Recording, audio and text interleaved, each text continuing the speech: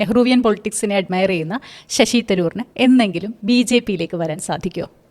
സാധിക്കായിക്കൊന്നുമില്ല. രാഷ്ട്രീയം എന്ന് പറയുന്നത് സാധ്യതയുടെ കലയാണ്, അല്ലേ? സാധ്യത എന്ന് പറയുന്നത് ഇറ്റ്സ് എൻ ആർട്ട് ഓഫ് ഓപ്പർച്യൂണിറ്റിയാണ്. അപ്പോൾ അത് എല്ലാവർക്കും നിശ്ചയമായിട്ട് സാധിക്കുന്നതാണ്.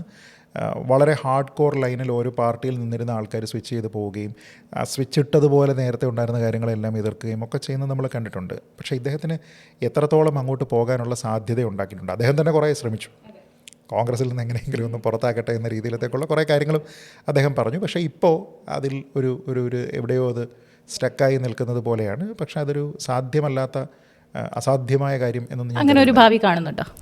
ഒരു പക്ഷേ സംഭവിച്ചേക്കാം. അങ്ങനെയാണെങ്കിൽ അദ്ദേഹത്തിന് ഒരു പക്ഷേ ക്ലാരിറ്റി ഉണ്ടാകേണ്ടത് അദ്ദേഹത്തിൻ്റെ റോൾ എന്താണ് എന്നാണ്. ഇപ്പോൾ വെറുതെ ഒരാൾ ഒരു രാഷ്ട്രീയ പാർട്ടിയിലേക്ക് വരുമ്പോൾ ഉള്ളതുപോലെ അല്ല. ശശി തരൂരിനെ പോലെ ഒരാളിനെ സംബന്ധിച്ചിടത്തോളം അദ്ദേഹം വരുന്ന സമയത്ത് അദ്ദേഹത്തിൻ്റെ താല്പര്യം എവിടെയാണ്, അദ്ദേഹത്തിനെ ഉപയോഗിക്കാൻ പോകുന്നത് എവിടെയാണ്? സ്റ്റേറ്റ് പൊളിറ്റിക്സിലാണോ? ആണെങ്കിൽ എന്ത് റോളിലാണ്? സെൻറ്ററിലാണോ?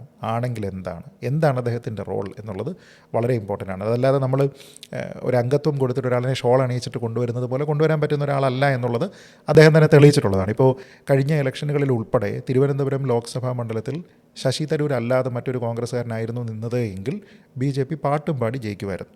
അപ്പോൾ അദ്ദേഹത്തിൻ്റെ ക്ലൗട്ട് അദ്ദേഹം കാണിക്കുന്നത് ആൾക്കാരുടെ ഇടയിലുള്ള സ്വാധീനമാണ്, അല്ലാതെ രാഷ്ട്രീയ നേതാക്കന്മാരിലല്ല.